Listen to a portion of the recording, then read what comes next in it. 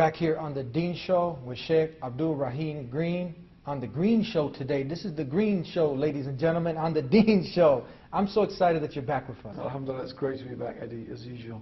Thank you for finding the time. And inshallah, we'll get to be together some more over the years if God Almighty gives us life. And then, hopefully, we do enough good deeds. We worship the one God, and we do the good that He's told us to do. And then He'll have mercy on us, He'll have grace on us, and give us paradise. That's the objective. That's the goal. That's where we want to get. Exactly. So tell us now, this was just an introduction. Now the question is, because many people, this is in their nature. This is something that is logical, rational. Just worship the one God and do the good that He wants you to do. Now someone writes in a question and says, you know what? Yeah, that makes sense. But how could God, who's so merciful and loving, how can He send a good person to the hellfire? And I think that somebody even asked you this question or many times before. Yeah. And how do you answer this? So we can clear out some of the confusion, and then we can clear the path for them to totally submit to the one God. Talk to us. Well, I think, first of all, we have to have a working definition of good. And this is a really big and very profound topic. Because if you merely define good as whatever is acceptable in your society, then you could argue that, well, in Nazi Germany, the good people in Nazi Germany were the ones who killed the most Jews. Is that a working definition of good?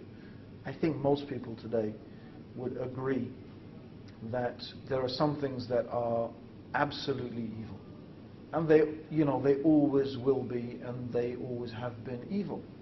And, genocide, wiping out populations of human beings is something we pretty much agree upon is evil. But, imagine conceptually that the whole world was taken over by Nazis and we'd all been converted by Nazi propaganda to believe that we should all kill Jews, and we all think that the guy who kills the most Jews is a good guy. This is evil, obviously. Well, but this is the point, you see. When a person says, how can good people go to hell?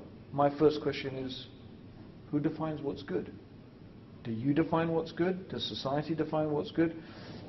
From our position, we would say that the only one who has the right to define what is good is God. In fact, the very essence of what makes something good or evil is the fact that this notion of good and evil itself is anchored in a transcendental concept, meaning it's something beyond ourselves, right?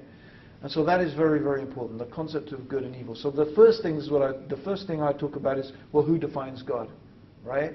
It can't just be, who defines good?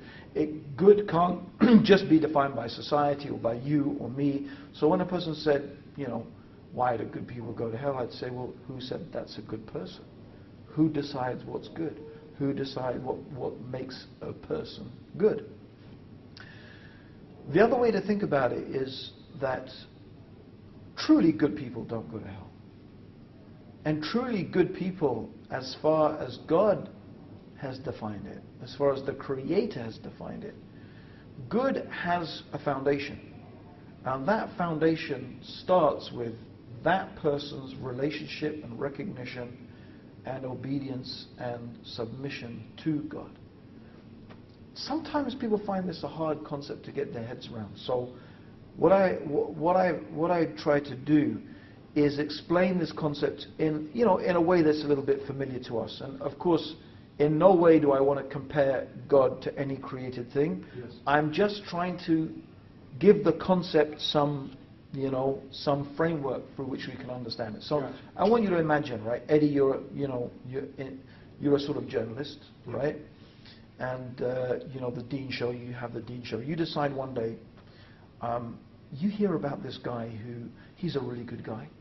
He gives lots of charity. He's kind to kids. He's good looking like me, and like you, and all the, I don't know, whatever, right? Whatever you think, this guy is a great guy. Yeah. But this guy keeps on saying bad things about his parents. Don't talk about my parents. My parent, he just says bad things. So you being a journalist, you say, I want to find out, who are these parents? They must be awful people, yeah. Right?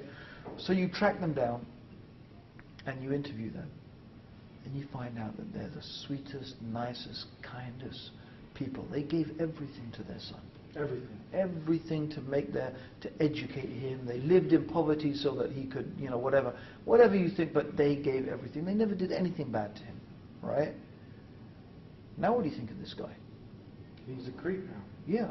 And you know what? The fact is that all the good that he did just looks like nothing. It's starting to go out the window. Yeah, because you'd say, I can't ever think of a person who would treat his parents like that as being good. It doesn't matter what he does for the whole of humanity. But if he can't treat his parents properly, how can we look at him as good?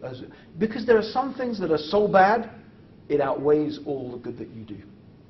And that's how we should look at a person who denies God, who abuses God, who considers something in the creation to be equal with God.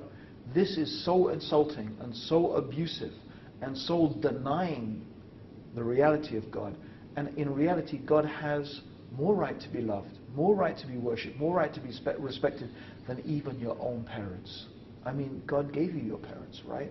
So this really emphasizes the point that you can do something that is so bad that it outweighs all the good you can do. And that is what shirk, or making partners, or making equals, denying God, denying God's prophets, denying His religion, turning away from God. In the eyes of God, it is so bad that whatever you do outweighs the evil of making partners with God, of denying God, outweighs whatever good you can do, right? And so this is the context in which we have to understand this issue when people say, oh, how can a good person go to hell? Well, we'd say, number one, a truly good person would never go to hell. But yes, a person may seem to do nice things and good things and help other human beings and maybe be so charitable and this and that. But at the end of the day, if they have not recognized God and obeyed God and committed themselves to treating their relationship with God in the right way, then the evil of that outweighs all the good that they have done. And by doing God's will, by doing what the Creator wants you to do, He tells you to be the most merciful to your parents. You see, He tells you to be good to everyone. Absolutely. You see, here's the point, that in Islam, you give your rights to God. You see, we all talk about rights, human rights, animals' rights, probably even the trees' rights, right? Okay, and that's good. It's good that everything has rights and we should treat everything. But how about the right of God? How about the duty and the right and the obligation that we owe to our Creator? This is the most terrible right to transgress. But as you said, when you follow Islam, when you follow the teachings of the Quran, when you follow the teachings of the Prophet, Islam tells you to respect your parents. It's one of the biggest sins in Islam to disrespect your parents. To be good to your neighbor. To look after the poor and the orphans and the needy. So in Islam, part of believing in God is being good to the creation. You can't say that the other way around. You can't say about those people, humanists or whatever, right, that they would say, yeah, we should be good to the creation, whatever good to the creation is, because that's open for discussion as well, right? What they think is good may not even be good anyway, right? I mean, maybe these people now start saying euthanasia is good, right? You reach 70 years old, you're an old person, put you down, right? Let's kill old people because, that it's not worth them living. Who knows? Maybe in years to come, this is what people will be saying, right? And they will say, oh, that's the good thing to do. Well, we don't hold that. We don't agree that that's good, right? So it all comes back to these things. Who defines good, right? And the whole issue of one's relationship with Allah, with the Creator, is really at the heart of this as well. That's priority number one, and we'll be right back with more on The Deen Show.